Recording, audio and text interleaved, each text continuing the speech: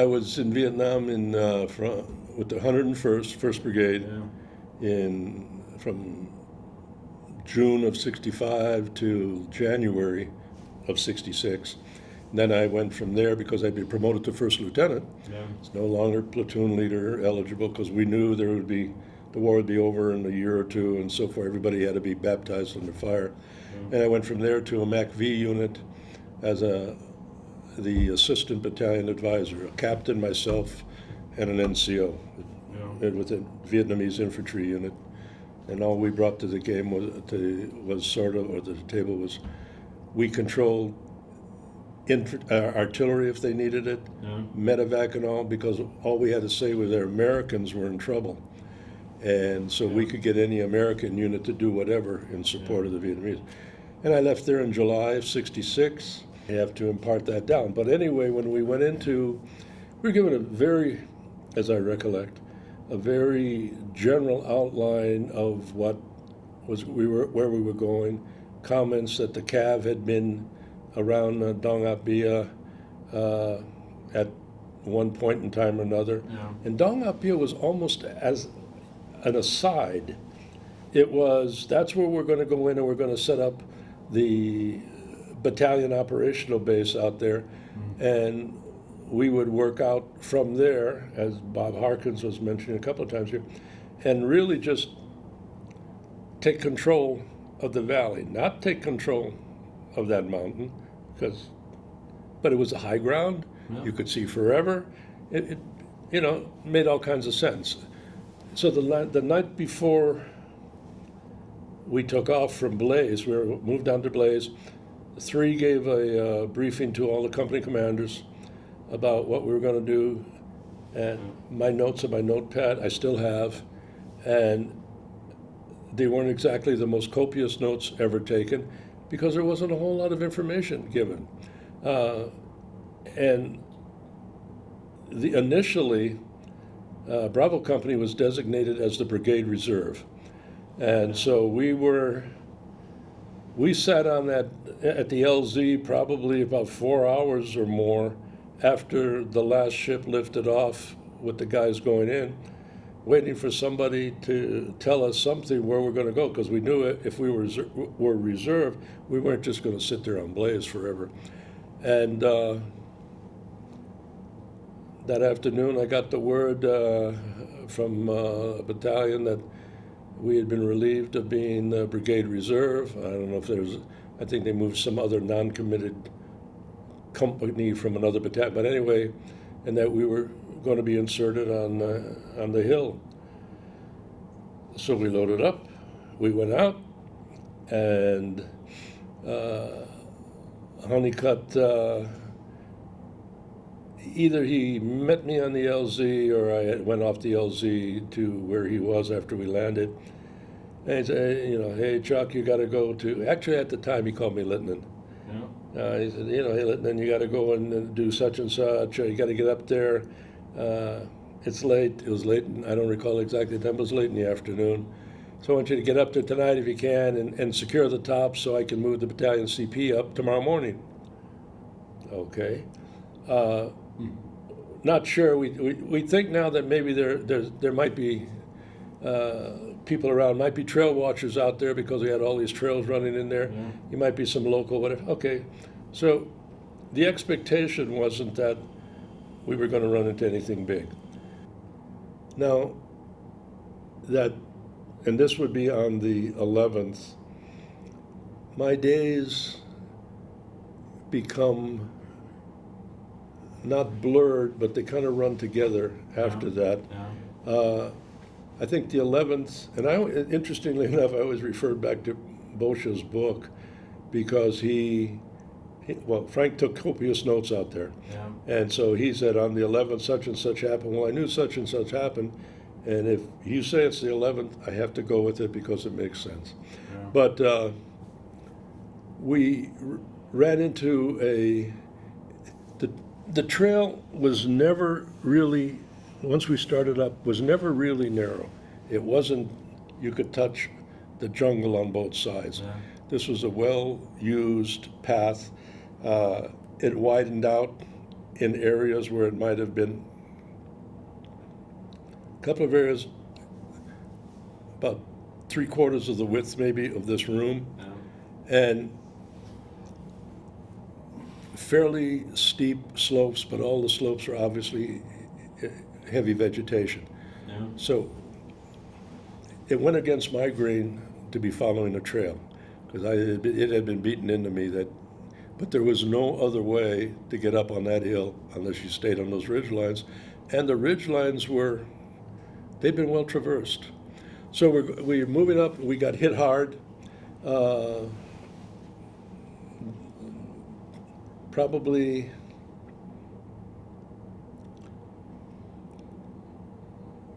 have. I'm trying to think about 3 KIA. I think I want you don't judge me on numbers. About 3 KIA that day, and several wounded. They hit us right in the middle of the trail. Heavy casualties on that first, heavy to the point that it got our attention, and we realized that we were facing a whole lot more because of the bad guys on the ground than we had originally suspected. Hey, you might have whatever, platoon minus or what have you. We took heavy fire, and we had been pounding that ridge. We started really on the 11th. Prep fires and all before, but on the 11th, we started pounding that ridge line pretty hard. Yeah. And so you figured if you dumped as much ordnance as we had dumped in there, and we're getting that kind of resistance, that somebody's getting killed up there, but they're sure replacing them pretty fast.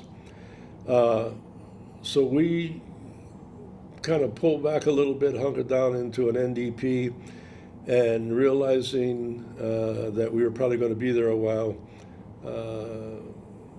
we cleared a little landing zone and whatever where we could get resupplied and take our KIA or wounded out. We would pretty much shallow dig in. The pretty much shallow digging in got deeper every day because for a long time we were falling back to the same areas. It's like the Civil War or World War I. In the morning we attack and we get beat back, and so we never, up until about the time, the 14th, 15th or so, never could say that, well, we have now gained 50 meters. We had destroyed what was in there on an incremental basis and pulled back. We destroyed, I was getting a lot of fire from the trees. And we caught on to that real quick. So whenever we started getting pot shots, instead of, give them hell straight up, the first thing they did was sprayed the trees. Yeah. The movement during that whole thing was so, there were no tactics at the company level, because if somebody tells me I got to go against you, hey, we're right here. How am I going to figure it? I'm going to run around the room real quick and come in from behind you. At the battalion level, brigade level, they can say, hey, we want to do this. All I got was, okay, Littnan, you're going to move up, continue to move up the ridge line and do such and such. Alpha or Bravo or Charlie are going to be doing something else here or there. And the only thing we had to watch out for, because of the way the ridge lines had converged, that we didn't get too far ahead of somebody where their fire coming in is going to hit me on the flank, and vice versa. During this period of time, we had a series of events, medevac ships coming in and getting shot down, resupply ships. The engineers. Yeah. I mean, it was a constant play on all the events, but still, we were pretty confident. I mean, I'd sit down there and I'd watch the airstrikes and the artillery strikes. We hit them with everything, and I have to this day, there's some.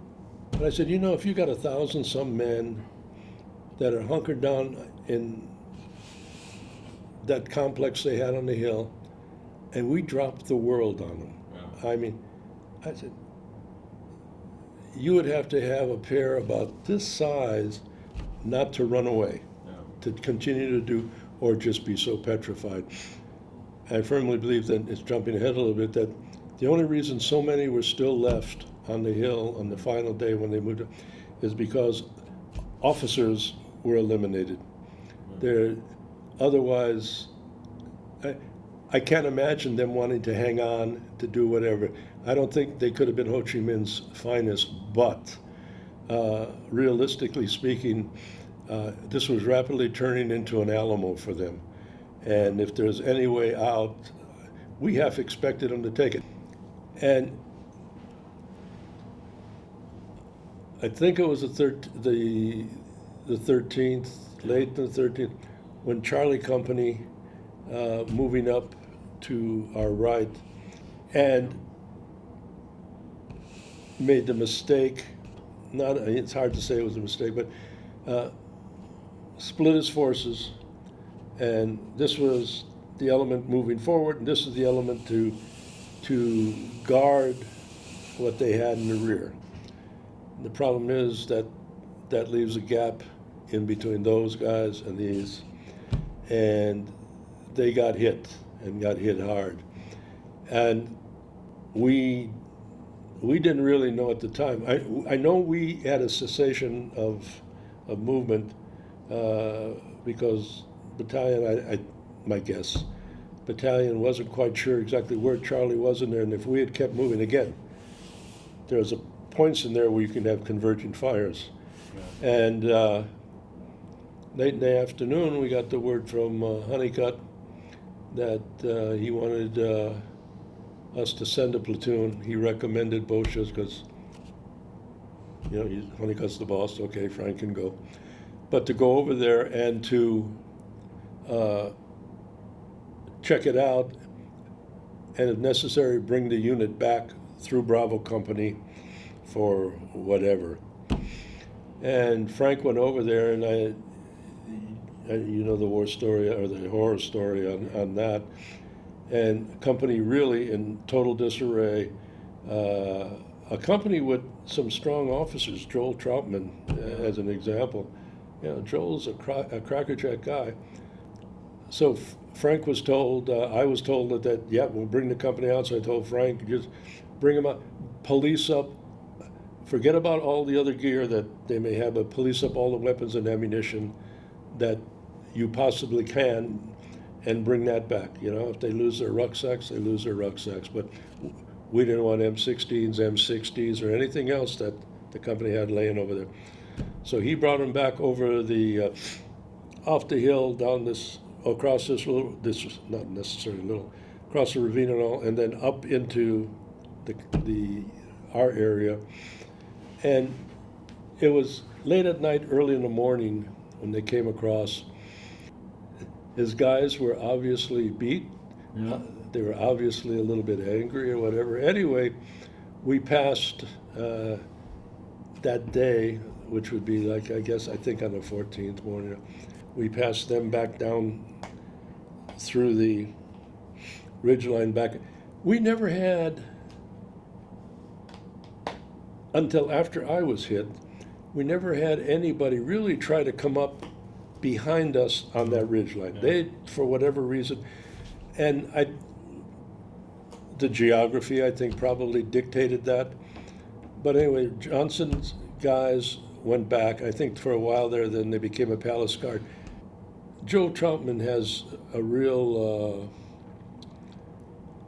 tender spot if you start talking about that, because he's a very proud officer, and Charlie Company was a good company. But when this happened, it was kind of like nobody's listening to Joel, and this guy is doing his thing up there.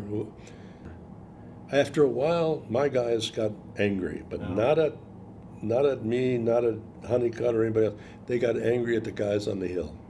Yeah. You sons of bitches, why don't you just die up there and just, so we can get this over with?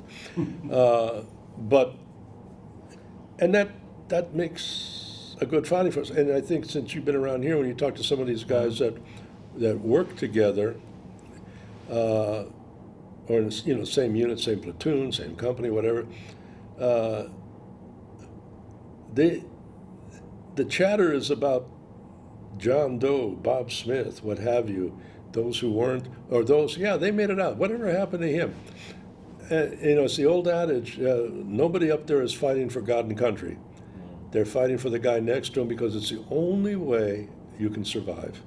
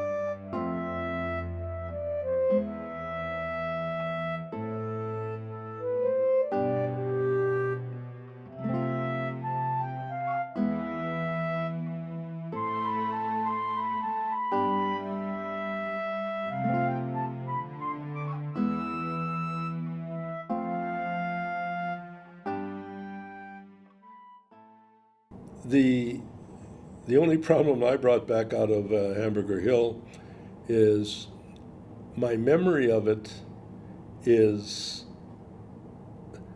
like flashcards. You throw up something on there, okay, I remember that. But I came back here, or came to the first reunion, even after reading Zafiri's book. In fact, when he interviewed me, he was asking me questions. I said, I can't answer that. I don't remember. If you said it happened, it happened. But being back here and talking to these guys, it's all of a sudden, you hear this, shit. I remember, what have you. The one interesting part in my mind is when I saw the movie Hamburger Hill, which was a farce, and except I had to explain to my wife that the guys in the tub at the little whatever house, those guys were from Bravo Company. And I said, no, that was not real. But the rain, the initial rain, I don't remember that. When we were on Blaze, I remember before we went in, the night before, I remember that it was raining, but nothing much. I know the day we inserted, it wasn't raining. And I didn't remember, up until the time I got hit on the 15th, I didn't remember any rain at all. I still don't. They keep talking about, well, we only had one day there, and it was really, shit, man, I was on the wrong hill then, I guess. To me, it was just kind of a daily grind. It's like walking on ice. You take one step forward and you end up 2 steps back, and you keep going and going, and you just don't seem to be getting anywhere. On the day I got hit, I thought for sure that morning that with what our reports were, what we had laid on to nail them, and the type of resistance that we were getting, it seems like they were diverting machine gun fire maybe from my ridge line over someplace else because it wasn't as heavy, or they were running out of gunners or whatever. But I had a feeling that day we were going to make it to the top, and we didn't have that far to go. And oh, you were within 100 meters. Oh yeah, and that we had done some prepping. The battalion had done some prepping with air and artillery, And I got a call about gunships, Yeah. and they wanted to come in to do, they had X number, whatever, and they were going to come in and wanted to do I guess, kind of a low-level prep of it, because now, Yeah. by that time, that top was getting fairly opened up. Yeah. So they figured they could come in and do a run ahead of us. Yeah. So my FO and I gave him we gave him coordinates, we gave him a direction, and we gave him distance from the front element. I said, and X number, whatever it was, I don't remember, but X number of meters in front of the smoke we're going to throw. Yeah. So we popped the smoke and did whatever. And And by this time, were you, how far up the hill were you? me personally, Yeah. we were just above.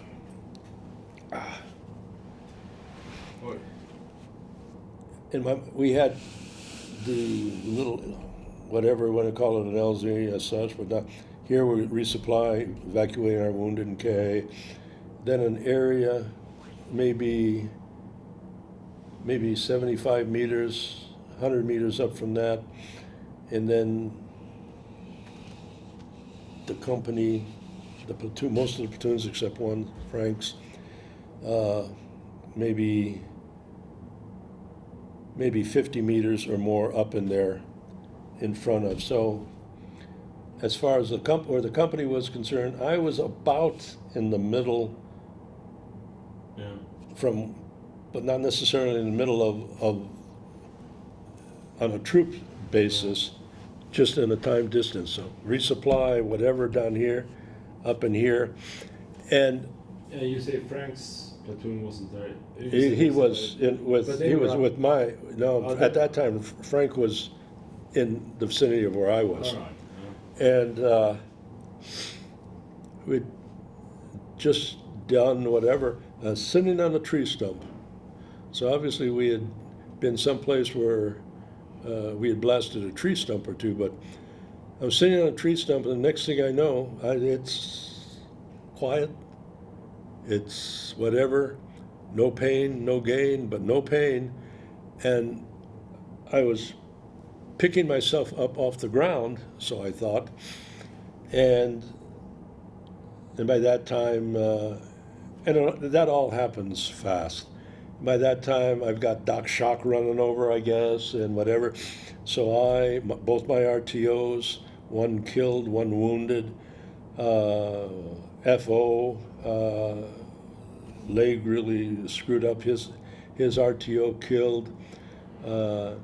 Everybody that was around, just about around that command group, got something. If they didn't get seriously injured, they got a piece of shrapnel and what have you. And that afternoon, or an hour or so after that, whatever it was,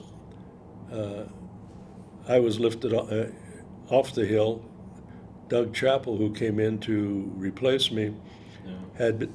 had time for Honeycutt to say, "You're taking Littnan's place," and he came up. He and I had a 2-second hello. He leaning over me, looking at me, and he You said, were "Hey," still conscious. "Pardon?" You were still conscious. Yeah, I was conscious, but I was so full of morphine, Yeah. there was no pain. You could have hit me 50 times with a baseball bat, and I wouldn't have felt it. But I vaguely remember conversations I had with. That was before Doc Shock really hit me with a lot of morphine, and conversations with Boscia. Told Boscia he was in charge, since he was a senior guy, that he was there. I had no clue as to what had happened. He's the one that told me that we got hit with, based on what Honeycutt said, with ARA. I went. I was evac off the hill down to the battalion area where the supply ships and runs came in. I'm thinking I went off in a Loach, and I got down there and they put me on a Huey. and flew me to wherever we had our triage hospital out there. And from that point on, Vietnam was pretty much over for me. Yeah. Took me up to Quang Tri, I think it was, where they had a big hospital to do the debridement and fix it up and all. Then took me down to the evac hospital after a couple of days in Cam Bay. Yeah. In Cam Bay to Camp Zama. Bribed a corpsman in Zama to say that I'd had a normal temperature for 72 hours, because you had to have a normal temperature for 72 hours before they would medevac you back to wherever you were going to get whatever kind of treatment you were supposed to get. You know the history of the Hill, you know, from the things that happened, helicopters being shot down, helicopters crashing, people doing dumb things sometimes and whatever. I never got involved too much with the discourse on should we have or shouldn't we have until, but it would piss me off when people would generally talk about the war, or not the war, but that particular battle. One, in that Oliver North film, Yeah. there's somebody in there, I forget who says it, but I don't think one of the NCOs. We weren't up there to take a piece of real estate. We were up there to kill you because you were a bad guy and you are on that piece of real estate. You want to move down in the valley, we'll follow you down in the valley and do it to you. I mean, that's what we were after. People made this big thing, well, Ted Kennedy. I said things in Zafiri's book, and it was on, a couple of things were on his cover. You know, the thing he printed was, I called Kennedy a bastard or something, or, you know, political, whatever, because his comments were all political. Yeah. And after a while, I thought, you know, someday somebody's going to come along, something's going to happen to him, and they're going to say, it might have been Chuck Littnan who did it. But to most of us, it was, and to a lot of these now old guys who were young guys, I think they realized that that's what we were there for. I mean, that it could have been an easier one where we could have crept up on somebody at night and attacked it and what have you, but playing with the cards that we were dealt. A great bunch of soldiers, Honeycutt, with some of the guys that are here. We had a thing a couple of years back when they changed the name to the Weldon Honeycutt, you know, Hamburger Hill, whatever, and some guys said, oh, Honeycutt.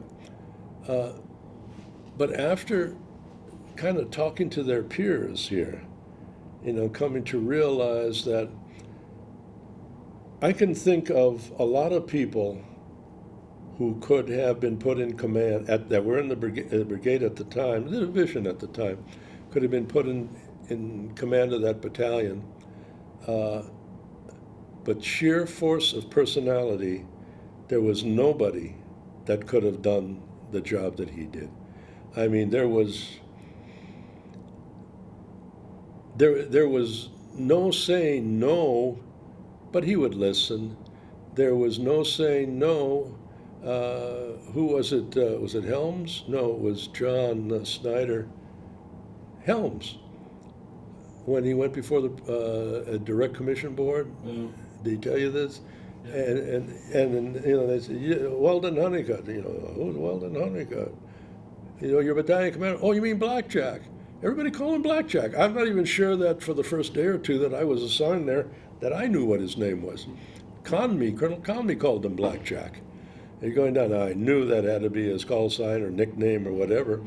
But shit, I don't. And for some years, I didn't know if he was Hunney or Hon. How to spell his name. Mm-hmm. But the sheer force of that man's will, that's what kept people going. And I am sure he screwed up every couple of times. I don't ever recall anything that he ever said or did or told me or I was involved in that, while I may not have liked it, I couldn't argue with it. It's maybe not how Chuck might do it. However, the way he did it, I mean, and it pissed me off every time I would get one of these. Well, Littnan, are you moving? Jesus Christ, yeah, yeah, we're moving. But I understood why. Yeah. And maybe if he hadn't said, Littnan, are you moving? Littnan may not have moved. There's always that element. So I have all kinds of respect for the guy. And you weren't there this afternoon when we made the phone call? No, that was from the chapter. Yeah. Yeah. Honeycutt, or Bob Harkins and I talked the other day. I said, are we going to call him? He said, well, we're here. He can't be here. I think it's something that we ought to do. I think it's something that it's going to make him feel good. And then during the course of the conversation, that's when Joel Troutman made his comment to him about, kind of Honey thought he's got some real physical problems, medical problems. But Troutman hollered at him, said, hey, sir, and Joel's got that speech difficulty now, but he said, hey, sir, just look at this as being another hill in your life, and you better get your ass up it, which is typical Honeycutt. This is what Honeycutt had there was this kind of a chuckle or whatever on the other end, because and I think that, like, he's probably been a bastard in his life, and he's probably been whatever, and there's maybe some things I wouldn't do that Honeycutt does or did, but excellent leader going up there. And nobody else in that division, I knew Iron Raven, the brigade commander. I'd worked for him in the old guard. Colonel Conley was a great, he had nothing to do with anything happening on the hill. All this shit was coming from Honeycutt. Now, Conley controlled 506 and everything else that was moving around there. And before you came down this evening, we were kind of talking about the all-inclusiveness, why this isn't the Hamburger Hill chapter, with the 101st Hamburger Hill chapter, including the 506, 187, and anybody else assigned.